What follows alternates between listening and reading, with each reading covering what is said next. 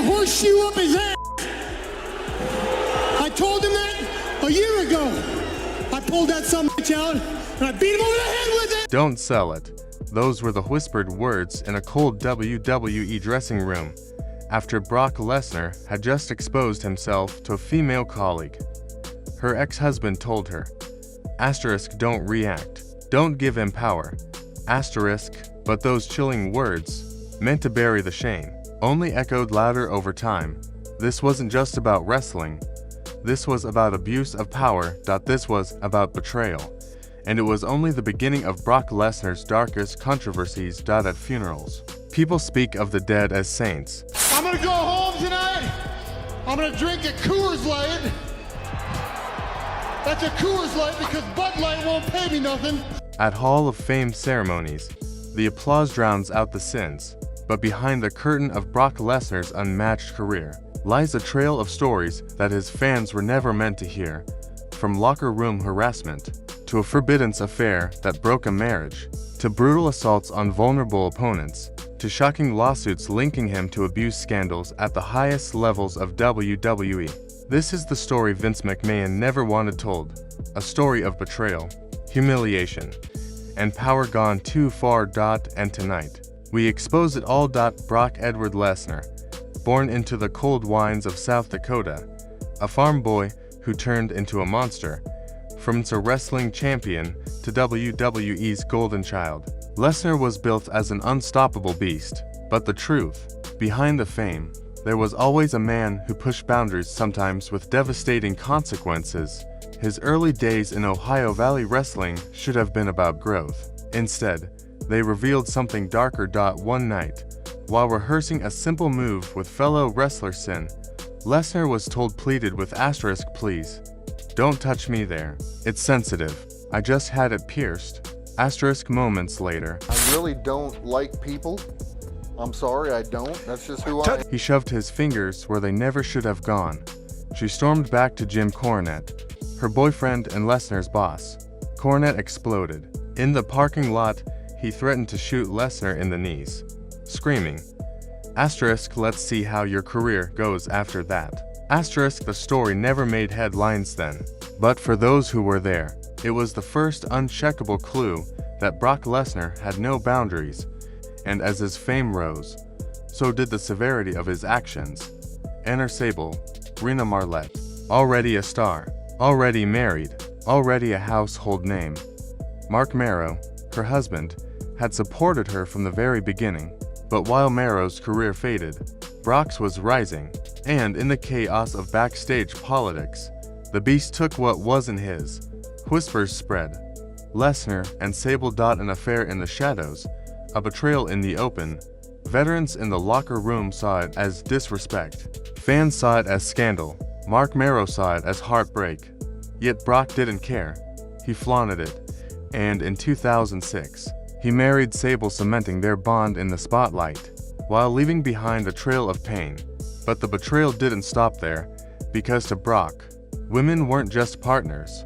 They were props, targets, victims. Asked Terry Runnels. She remembered it all too clearly. Brock was brand new to the business, and he exposed himself to me backstage. She didn't cry. She didn't scream. She remembered the advice.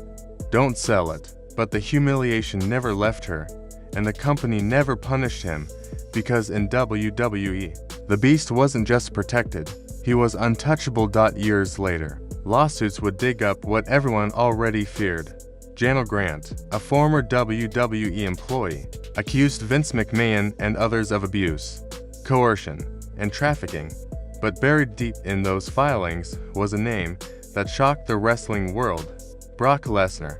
She claimed Vince gave Lesnar her number as part of a deal, that Brock demanded degrading videos, that meetings were planned in secret. Suddenly, the stories weren't just whispers. They were on paper, in court, and Brock Lesnar's image, the unstoppable Beast, was now painted as something far more sinister. It was his fall from grace. And yet, even then, the company shielded him. No charges, no suspensions. Just silence. If Lesnar's treatment of women was horrifying, his treatment of colleagues in the ring was just as cruel. Ask Zach Gowen, a young wrestler, a boy who lost his leg to cancer, an inspiration. His dream was to prove that nothing could stop him, but Brock Lesnar turned that dream into a nightmare. In front of Zack's mother crying at ringside, Lesnar brutalized him, beat him down, broke him. The storyline was scripted, but Brock's intensity was too real, too cruel. And then there was Bob Holly, a veteran, a respected hard man of wrestling. One mistimed move from Lesnar left him with a broken neck. Fans called it an accident, but whispers backstage said otherwise, that Brock didn't respect him, that he didn't care. For Brock, opponents weren't colleagues, they were victims, even outside the ring. Brock never knew restraint. After destroying Frank Mir in the UFC, he mocked him in front of millions, sneered at the crowd, and then insulted the event's sponsor. Later, when accused of steroids, Brock simply smirked. Asterisk, I'm a white boy, and I'm jacked. Deal with it. Asterisk to fans. It was arrogance. To him, it was power. Every downfall has a chilling last chapter. For Brock, it wasn't a coffin or a tombstone. It was a moment of silence in the locker room, his legacy shredded by whispers of betrayal, his triumphs overshadowed by lawsuits and humiliation, his name forever marked with scandal. The beast incarnate, the conqueror, but also the man who went too far. And yet, here lies the cruel paradox. Brock Lesnar is still remembered as one of the most dominant athletes in history. But when fans look back, they don't just see the titles, they see Terry Runnels, humiliated backstage. They see Sin, violated in training. They see Mark Marrow, betrayed. They see Zach Gowen's mother, crying at ringside. They see Bob Holly's broken neck. For every roar of the crowd, there was a cry of pain behind the curtain. This is Brock Lesnar's true legacy, not just of strength, but of betrayal. And in the end, maybe that's the lesson we all must carry. That power, without respect, leaves only destruction behind, because legends aren't remembered just for what they win. They're remembered for what they destroy.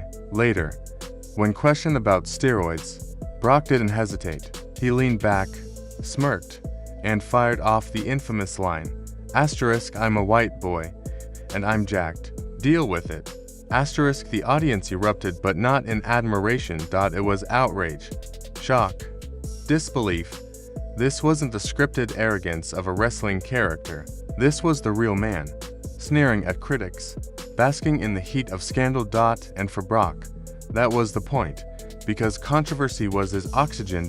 Every headline, every gasp, every scandal, they made him bigger, louder, untouchable.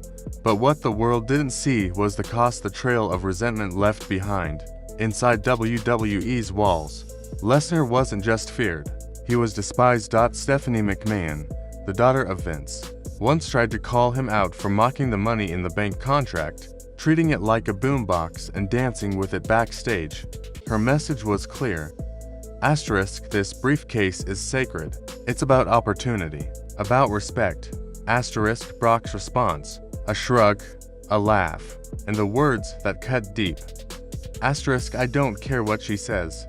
Asterisk, imagine being Stephanie, born into this empire, carrying the family name, and then watching one man, the man your father protected more than anyone, spit on tradition with a smirk.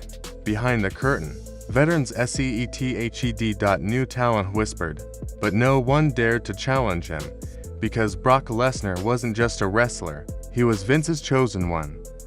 Yet even Vince couldn't predict Brock's next betrayal. 2004, at the peak of his fame, Brock walked out, not for another wrestling company, not for Hollywood, but for the NFL. The Beast had it all: titles, money, adoration. But he wanted something else, something he couldn't earn in a scripted ring. Respect from the real athletes. So he quit, burned bridges. And left WWE scrambling. But football didn't welcome him with open arms. His body wasn't built for the grind. Injuries mounted. The Minnesota Vikings cut him before he ever made a dent. To Vince, it was the ultimate insult. To fans, it was betrayal. To Brock, it was just another chapter of doing what he wanted. If football rejected him, MMA would turn him into a monster. In the UFC, Brock's size and raw aggression made him a star. But behind the victories, his disdain for everyone, fighters, fans, journalists, was impossible to ignore. At UFC 100, he crushed Frank Mir, then screamed into the microphone like a man possessed. He told the world he didn't care about sportsmanship. He mocked sponsors. He vowed to go home and climb on top of his wife, Sable. It wasn't just arrogance. It was humiliation aimed at his opponent, at the sport, and at the women dragged into his words. And still, Dana White couldn't deny him, because Brock sold pay-per-views like no one else. Once again, his cruelty was rewarded. Back in WWE, wrestlers spoke in hushed tones. Some said he bullied rookies. Others said he treated women as jokes. Few dared to speak publicly because to speak against Brock was career suicide. But whispers grew louder that he disrespected Ronda Rousey, dismissing her as a man among women, that he mocked Zach Gowen behind the scenes, calling him a sideshow act, that he sneered at veterans, calling them relics of a business he didn't even respect, because to Brock, wrestling wasn't passion. It was a paycheck. He told reporters flat out. I'm not here for the love of the game. I'm here for the money. Then came the lawsuit, the darkest whisper of all. Jano Grant's claims against Vince McMahon pulled Lesnar's name into the abyss. Allegations of secret texts, of meetings arranged like business deals, of degrading acts demanded in exchange for contracts, whether every detail was true or not. The damage was done because the image of Brock Lesnar, the Beast, the Conqueror, the family man with Sable, was shattered, and fans were left asking, what kind of man was really behind the cold stare? And where was Sable in all of this? A woman who had already endured lawsuits, betrayals, and toxic politics in WWE. A woman who had left once, suing the company for harassment, only to return by Brock's side. Did she know? Did she believe? Or did she simply stay silent, trapped between loyalty and fear? Her silence, perhaps, says more than words ever could. Brock Lesnar never had a tearful farewell. No heartfelt retirement. No Hall of Fame speech yet. Because the truth is, his career ain't remembered with warmth. It's remembered with shock, with controversy, with whispers that grow louder every year. He's the man who brutalized a one-legged wrestler in front of his crying mother. The man who exposed himself backstage. The man who mocked women, disrespected colleagues, and walked away when it suited him. And yet, he's also the man who headlined WrestleMania, sold out arenas, conquered the UFC, and became a household name. So how do we remember Brock Lesnar? As a freak athlete, as a monster in the ring, as a husband and father, or as a symbol of everything wrong with power in wrestling? Because Brock's story is not just his own. It's the story of an industry that rewards dominance. No matter how much pain it leaves behind, fans still cheer, crowds still chant, but beneath the noise, the truth lingers, that for every championship Brock held, there was someone broken in his shadow. Terry Runnels, Sin, Mark Merrow, Zach Gowen, Bob Holly, Stephanie McMahon, Jano Grant. Names that paint a picture darker than any wrestling storyline. And one day, when the final curtain falls, Brock Lesnar won't be remembered for just the titles he won. He'll be remembered for the boundaries he crossed, because legends are not only built on victories, they are built on the scars they leave behind. So, how do we really remember Brock Lesnar? For some, he will always be the beast incarnate, the freak athlete who ripped through collegiate wrestling, smashed through WWE, and even brought legitimacy to pro wrestling by conquering UFC's heavyweight division. His accolades are undeniable. NCAA champion, multiple-time WWE champion, UFC champion, box office attraction. But beyond the belts and the bright lights, there's another story, one that refuses to fade. It's the story of the women humiliated in locker rooms, the colleagues bullied or broken in the ring, the veterans disrespected, the lawsuits that dragged his name into shadows darker than any storyline. And maybe that's the paradox of Brock Lesnar, the same man who inspired all with his dominance, also left scars that will never heal. What makes Brock's controversies even more haunting is the silence that surrounds them. WWE fans cheered him because they were told to, because the spectacle demanded it, because his dominance was undeniable. But silence does not mean innocence. It means power. It means protection. It means that the industry looked the other way, time and time again. As long as Brock was profitable. Ask yourself this: how many men could expose themselves to a colleague and face no punishment? How many men could walk out on Vince McMahon at the height of their push and still be welcomed back with open arms? How many men could be named in lawsuits alleging coercion and still headline WrestleMania? Only Brock Lesnar. Because Brock wasn't just a man, he was an investment. And maybe that's the greatest betrayal of all. Not the affairs, not the mockery, not the lawsuits, but the betrayal of trust.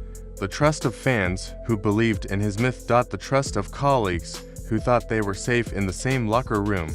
The trust of an industry that preaches respect, only to let the most powerful shatter it without consequence. Because Brock Lesnar was never punished, never humbled, never held accountable. He walked away whenever he wanted. He returned whenever he wanted. And every time, the fans hungry for spectacle led him. One day, Brock Lesnar will be inducted into the WWE Hall of Fame. The crowd will cheer. The video package will roll. His wife and children will stand on stage. And the world will be reminded of his championships, his dominance, his freakish power. But what won't be mentioned are the women he degraded, the young wrestlers he humiliated, the lawsuits that tie his name to scandals WWE hopes you forget. And that's the tragedy, that history, written by the victors, will paint Brock Lesnar as a legend while the truth rots in the shadows. So as the lights go out on this story, one question remains: was Brock Lesnar truly a beast incarnate? Or was he simply a man who took advantage of a system that rewarded cruelty, silence, and betrayal? Because in the end, championships fade, records are broken, matches are forgotten, but the scars he left on women, on colleagues, on the very integrity of the sport, those never fade. And maybe that's Brock's real legacy. Not the gold, not the glory, but the betrayal. And that, my friends, is the untold truth behind Brock Lesnar, the side WWE will never show you. The side fans were never supposed to see. If you made it this far, I want to hear from you. Do you think Brock Lesnar deserves to be celebrated as a legend? Or should his legacy forever carry the weight of these scandals? Drop your thoughts in the comments. Don't forget to like, share, and subscribe if you want more exposes just like this one. Because the story of wrestling isn't just about victories, it's about the darkness hiding in plain sight. And sometimes, the real monsters aren't the ones we see in the ring.